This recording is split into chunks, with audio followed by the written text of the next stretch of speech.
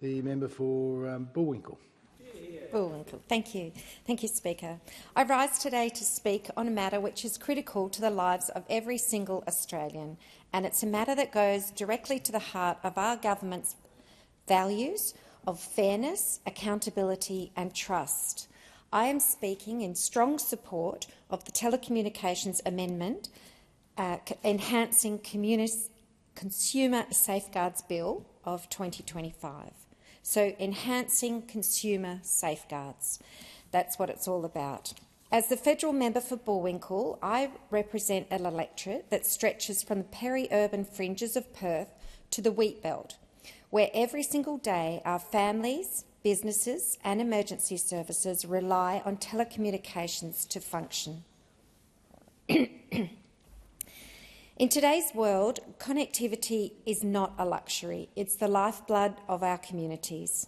It supports our kids' education, it enables small businesses to trade, and it connects us with our loved ones, and especially in times of crisis. Australians deserve a telecommunications system that is fair, accountable, and most of all, one that is trustworthy. For too long, there have been many poor practices in the industry. This bill changes that. It's a comprehensive package of reforms that will equip the Australian Communications and Media Authority, ACMA, with the modern, effective tools it needs to protect Australian consumers from poor and harmful practices.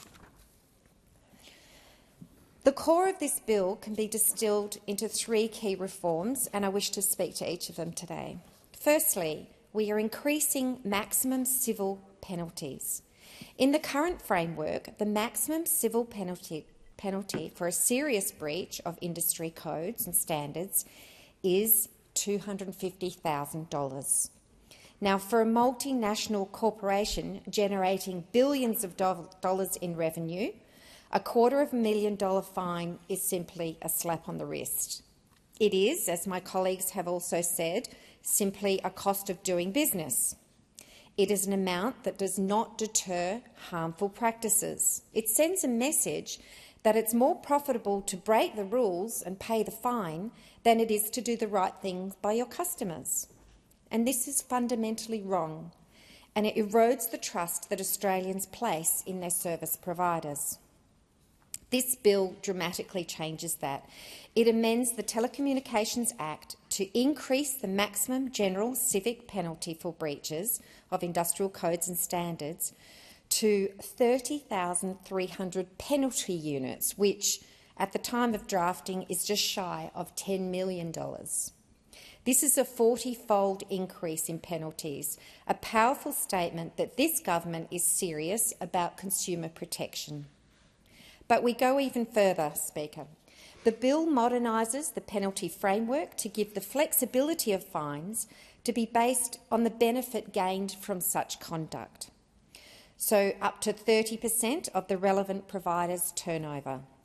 This means that for a company with a very high turnover, the penalty can and should be more significant than $10 million. More significantly more than $10 million. This penalty framework aligns with our telecommunications sector with standards that we see in other industries like energy and banking, as well as the Australian consumer law. This is about creating a level playing field where the penalty for the breach is truly proportionate to the harm caused, and where no company, no matter how large, can treat consumer protection as an optional extra. It ensures that the federal court can impose a penalty that is a genuine deterrent, and effectively it strongly encourages companies to prioritise ethical conduct over a quick profit. The second crucial reform of this bill is the establishment of a carriage service provider, or a CPS register scheme. This has been a long-standing issue for the previous Labor and coalition governments, and this lacks the visibility. This lack of visibility is a black hole for regulators. The limited visibility of the carriage service provider has hampered ACMA's ability to actively educate providers on their obligations and to target compliance efforts. This bill changes that by establishing a CSP registration scheme. We will increase visibility of the market and give ACMA and other government agencies the ability to streamline complaints and compliance processes. It will provide a clear line of sight, ensuring that every provider is known and accountable. This means that dodgy providers will no longer be able to operate in the shadows, preying on consumers without being held to account. And it introduces a powerful deterrent. ACMA will be empowered to stop CSPs from operating in the market if they pose an unacceptable risk to consumers or cause significant consumer harm. This power will be used, of course, as a last resort, with suitable checks and balances in place. But it provides the regulator with the necessary authority to protect consumers from the worst actors in the industry. It means consumers can have greater confidence in their providers that they choose, knowing there is a system in place to ensure that they are held to account. This is a reform that will incentivise better behaviour and weed out those that are doing the wrong thing. This may sound like a technical change, but in fact, the impact is profound. Under the current legislation, even if a telco is caught red-handed breaching a code, no matter how egregious the breach, ACMA can only issue a direction for them to comply with the code. It is only if the provider then fails to follow that direction that ACMA can take stronger enforcement action.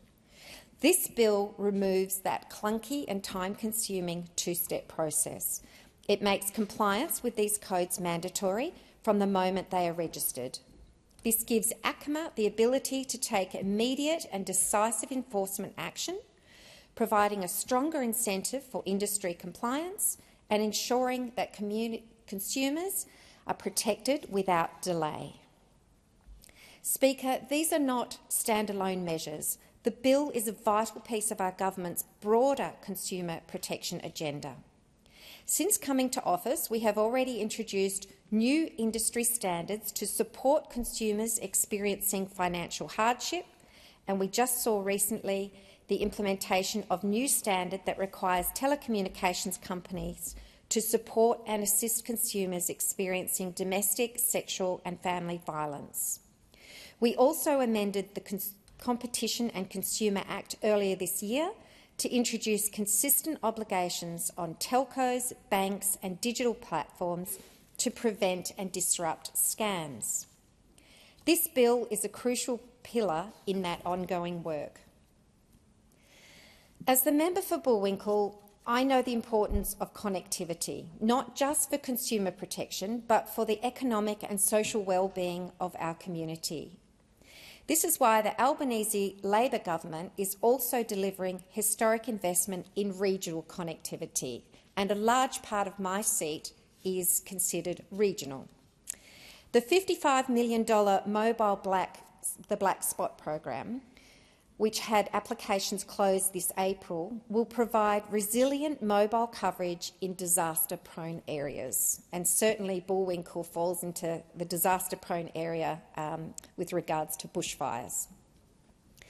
The $50 million Regional Roads Australia Mobile Australia pilot programs also include $8 million, which also includes an $8 million allocation for Western Australia, will test new solutions to increase mobile coverage on our regional highways and major roads, improving safety and connection. And of course, round 3 of the Regional Connectivity Program awarded just over $115 million towards 74 projects, which also included a dedicated Central Australia stream to improve connectivity for First Nations communities. Speaker, this bill is a testament to the Albanese Labor government's commitment to fair, accountable and trusted telecommunications system. It is a win for consumers, a win for integrity, a win for a more connected Australia, and I commend the bill to the House. Thank you. I thank the member for Bullwinkle.